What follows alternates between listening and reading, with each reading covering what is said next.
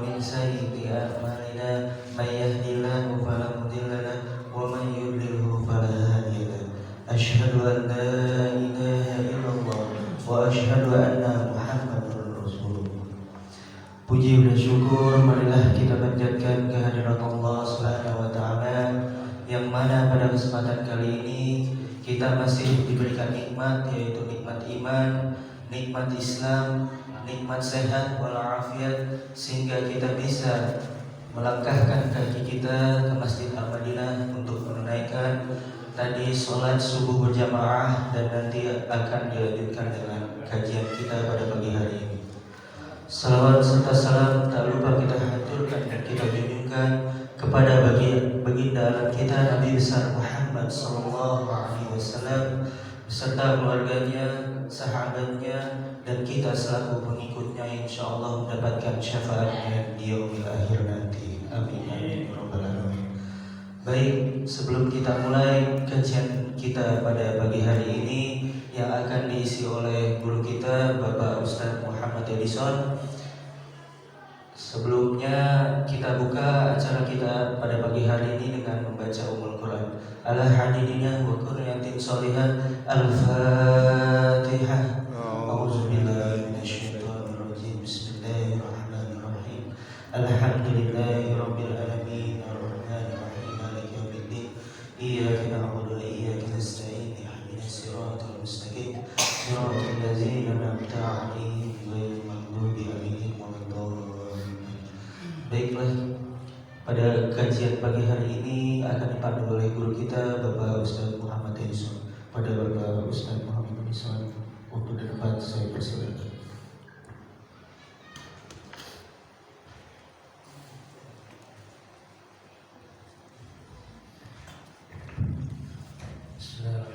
Assalamualaikum warahmatullahi wabarakatuh. Alhamdulillah, alhamdulillahilladzi ja'ala syahr Ramadan alladzi unzila fihi al-Qur'an hudan lin-nasi wa bayyinatin minal huda wal furqan. Asyhadu an la ilaha illallah wahdahu la syarika lah wa asyhadu anna Muhammadan abduhu wa rasuluhu la nabiyya ba'dah. Allahumma shalli wa sallim wa barik ala sayyidina Muhammad wa ala alihi wa sahbihi ajma'in, amma ba'd. Subhanaka la ilma lana illa ma 'allamtana innaka antal alimul hakim. Rabbi shrah li sadri wa yassir li amri wahlul 'uqdatam min lisani yafqahu qawli. Amma ba'd. Bapak-bapak jamaah subuh Masjid Al-Madinah yang dimuliakan oleh Allah SWT, kalian remaja, ibu-ibunya belum hadir, marilah sama-sama kita haturkan puji syukur kita kehadirat Allah SWT yang telah memberikan segala nikmat, rahmat, hidayah pada kita hingga saat ini. Tak lupa salam dan salam baginda Nabi Muhammad SAW untuk keluarga beliau, para sahabat, dan kita sebagai umatnya. Senantiasa kita juga berdoa pada Allah SWT, mudah-mudahan kita menjadi umat yang istiqomah menjalankan segala syariatnya, menjauhi segala larangannya, dan umat yang layak mendapatkan syafaat di hari yaumil akhir nanti. Amin amin ya rabbal alamin. Sedikit menambahkan, hari ini kita memasuki hari kedua ya dalam menjalankan puasa Ramadan. Ada sedikit yang mungkin kita mau share, beberapa hal-hal yang bisa merusak puasa kita. Setiap ibadah termasuk puasa bagai pisau bermata dua. pisau yang bisa digunakan hal-hal yang bermanfaat maupun hal-hal yang tidak bermanfaat, bisa hal yang bisa mensukseskan kita atau menggagalkan kita. Salat bisa tidak khusyuk, sedekah bisa tidak ikhlas, haji akan ria gitu ya. Dan ibadah-ibadah lain yang bisa membuat kita bertambah pahala atau menambah dosa. Maka kita perlu tahu hal-hal yang mana yang bisa merusak, mana yang bisa meningkatkan iman dan takwa kita. Seperti halnya sholat antara al-falah dan kemenangan gitu. Situ ada surah Al-Mu'minun ayat 1-2. A'udzubillahi minasyaitonir rajim. Qad aflahal mu'minuna alladzina hum fi sholatihim khashi'un. Sungguh beruntung orang-orang yang beriman, yaitu yang khusyuk dalam sholat. Atau dapat al-wail satu neraka ya. Fawailul lil musallin alladzina hum fi sholatihim khashi'un. Kecelakaan besar pada orang-orang yang sholat. Orang yang sholat saja masih celaka, yaitu orang yang lalai dari sholatnya. Dia sholat tapi tidak khusyuk, pikiran kemana-mana gitu ya. Padahal sholat itu mengingatku, kata Allah, aqimis sholat lidzikri gitu ya. Jadi sholat itu mengingat gitu. Kenapa kita mendirikan sholat? Justru ingat yang lain gitu ya. Ini ada ancaman neraka untuk orang-orang yang lalai dari sholatnya. Sholat tapi lalai. Kira-kira seperti itu ya gambaran ya, antara syariat, adab gitu ya. Sholat tuh bisa nggak pakai celana panjang gitu ya, celananya sampai pusar gitu ya, tapi tidak pakai baju, boleh nggak sholat? Boleh, secara syariat boleh, tapi secara adab boleh kan? Secara adab kurang pantas gitu ya, kurang pantas. Walaupun secara syariat boleh dalam keadaan tertentu, darurat mungkin, dalam kondisi bencana mungkin ya, tidak punya baju gitu ya, tapi punya celana ya, dia masih bisa sholat. Tapi dalam keadaan normal dia kurang beradab gitu ya. Gitu juga dengan puasa ya. Berapa orang banyak berpuasa tapi tidak mendapat pahala apa-apa dari puasanya kecuali lapar dan haus. Dan berapa banyak orang sholat malam tarawih tapi dia mendapatkan apa-apa selain begadang saja. Hadis riwayat An-Nasai. Kalau kita sering ke ATM gitu ya, coba PD mungkin masih ada sisa-sisa gitu, tapi kita masukin ATM, mulai uang, saldonya belum cukup, bukan ATM yang rusak gitu ya. Tapi karena kita emang sudah tidak ada uang gitu, tidak ada uangnya. Itu kira-kira gambaran kita sudah menabung uang gitu ya, di tabungan kita, tapi kita mengambil sudah habis uang, jadi percuma. Berpuasa tanpa dasar. Man shoma Ramadan imanan wa ihtisaban ghufira lahu ma taqaddama min dhanbi. Hadis riwayat Bukhari, Muslim. Siapa yang berpuasa di bulan Ramadan karena mengharap iman dan mengharap pahala dari Allah SWT, maka dosanya di masa lalu diampuni. Bahkan isyarat agung dari sebuah bau mulut, tanda petik gitu ya. Bau mulut orang yang berpuasa lebih disukai gitu ya, oleh Allah SWT seperti wangi minyak kasturi. Dalam arti di sini bukan berarti kita tidak gosok gigi ya, tapi maksudnya kalau tidak gosok gigi gitu ya, kita bau mulut masih lebih suka ya, gitu ya.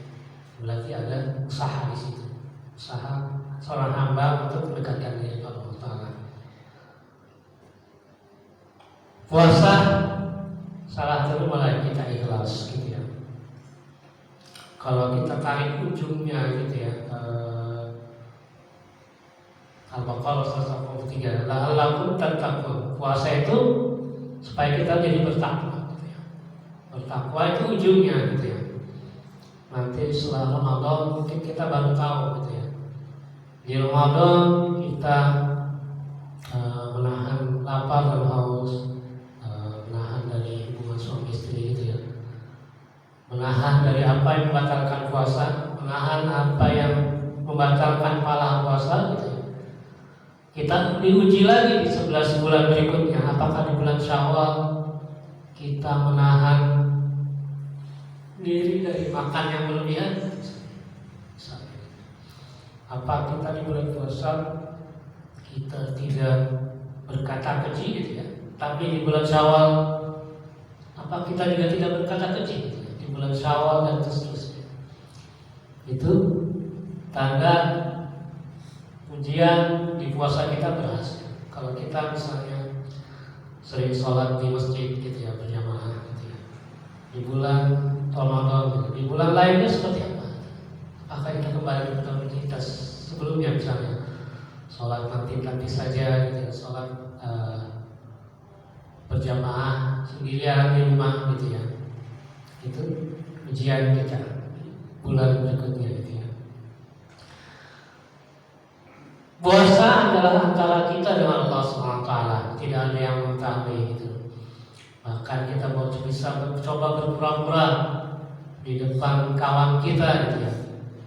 Saya lemes nih puasa gitu. Oh iya, kelihatan lemes gitu. Tapi di belakang ya bisa saja makan gitu, tanpa orang yang melihat. Tapi Allah Maha melihat gitu. Jadi kenapa tadi dibilang ikhlas? Karena memang puasa melatih ikhlas. Cuma Allah dan kita yang tahu ibadah ini gitu ya. Kalau sholat ada tandanya, ada gerak-gerakannya kelihatan. Oh, saya sudah sholat, oh ya kami sudah sholat gitu ya. Kalau sedekah mungkin bisa diketahui juga ya. Kalau haji apalagi itu, berangkat di ada pesta walimatul safar, setiap walimatul safar, pulangnya begitu disambut, dikasih oleh-oleh. Tahu dia pergi haji, pergi umroh, tahu. Nah, orang nggak bantah. Tapi kalau puasa tidak ada yang tahu, kecuali antara kita dan Allah SWT. Dan banyak lagi juga kita berpuasa tanpa ilmu. Ini penyakit kebanyakan umat Islam di dunia ya. Alhamdulillah mungkin di Al-Madinah tidak seperti itu ya. Kita sudah ada tarhib kemarin ya, jadi sudah ada sedikit banyak ilmu yang kita. Ini berlaku dari sebagai puasa. Seorang fakih maksudnya dia ahli agama dan dia mempraktekkan gitu ya. Bukan cuma ahlinya saja, tapi dia praktek gitu ya, mengamalkan. Lebih ditakuti oleh setan daripada 1000 ahli ibadah gitu ya, tanpa ilmu. Jadi orang Imam Syafi'i itu lebih dikatakan daripada orang yang sholat 1000 rakaat misalnya tanpa ilmu gitu ya. Karena orang ahli ilmu itu dia tidurnya pun kadang memikirkan satu persoalan gitu ya. Begitu waktu itu persoalan itu terselesaikan gitu, dengan ilham. Jadi tidurnya pun ibadah. Ya maksud tidur ibadah itu seperti itu, membawa manfaat bagi dirinya maupun umat dan orang lain. Itu ahli fakih. Kadang seperti ini gitu ya. Salat malam nih 11:23 gitu. 11:23 di tempat lain 39 nggak ada yang ribut gitu ya. Tempat lain ada yang lebih dari itu ya. Tidak ada yang ribut, tapi kalau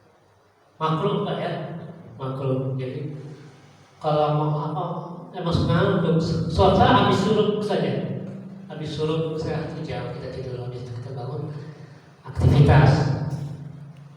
Gak ada aktivitas sering ngantuk ya, carilah aktivitas bermanfaat, aktivitas bermanfaat. Gitu ya. Juga tidur setelah asar boleh nggak boleh juga. Gitu ya. Kapan bolehnya? Sebelum zuhur, setelah zuhur boleh. Itu dianjurkan, sunnah. Setelah isya gitu ya, nanti niat bangun sholat tahajud ya. Di zaman ini kan sholat malam jadi sholat tarawih, masih boleh sholat tahajud gitu. Gak dibatasi gitu. Sholat tahajud minimal berapa? 2 rakaat ya, bagus lagi 8 rakaat gitu. Karena witir itu kita kerjakan di tarawih, maka kita sholat tahajud 8 rakaat. Boleh lebih juga, tambah lagi sholat taubat, sholat sunnah lainnya boleh. Jadi tidak baca yang baca Quran, yang sedekah gitu ya.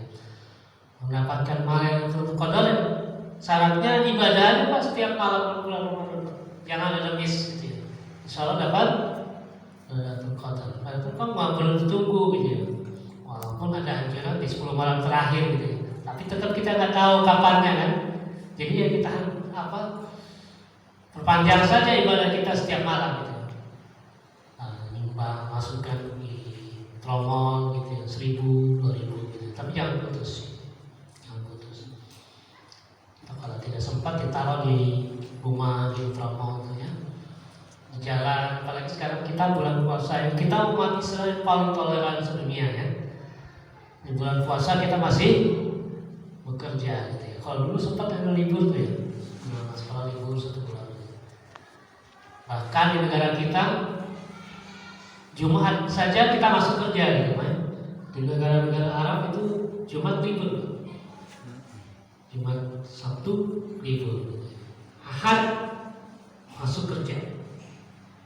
Kalau di sini kita Jumat masuk, Sabtu Ahad baru libur. Jadi Sabtu itu hari raya orang Yahudi gitu ya. Ahad hari raya Nasrani. Mereka yang kita kasih toleransi gitu ya. Kita Jumat masuk.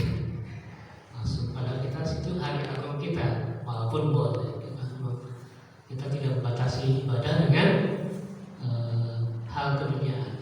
Hal keduniaan masih bisa menjadi ibadah. Kerjaan bisa jadi jihad kalau kita benar-benar tidak melalaikan kewajiban jihad kita di dalam kerjaan gitu ya. Kita tetap sholat gitu ya, kita tetap kerja profesional ya, tidak korupsi gitu ya, baik materi maupun waktu segala macam. Kita profesional menunaikan kewajiban kita dalam waktu kerja, janji kita sebagai ASN, sebagai pegawai swasta misalnya, atau sebagai dalam swasta, tetap kita menjalankan profesional dan tidak melalaikan dari ibadah kita utama. Itu baru bisa jadi jihad gitu. Nah ini kebiasaan nih gitu ya. Kalau waktu-waktu habis sholat zuhur, ya nggak apa-apa sih kalau habis sholat zuhur gitu ya. Habis sholat zuhur atau sebelum sholat zuhur kita tidur dulu. Cuma jangan sesuai jam istirahat. Kalau di kita pegawai kita ada waktunya kan, ada istirahat ya. Jam 12 sampai jam 1. Jangan tidur sampai jam 12 sampai jam 2, jam 3 gitu. Itu namanya nambah gitu ya. Nambah kemaksiatan gitu ya. Atau kita berbuka dengan hal-hal yang mubazir gitu ya. Itu orangnya berapa? Cuma sedikit tapi itu nasi kebuli ya. Nasi kebuli, nasi mandi itu ya. Emang duitnya mereka bisa duitnya, tapi itu apakah itu dianjurkan? Berbuka dengan nasi kambing, sapi, segala macam itu berlebihan. Kecuali buat orang satu kampung mungkin, buat hajatan mungkin cukup gitu. Tapi kalau untuk cuma segelintir orang itu berlebihan gitu. Kita hiasi Ramadan kita gitu ya.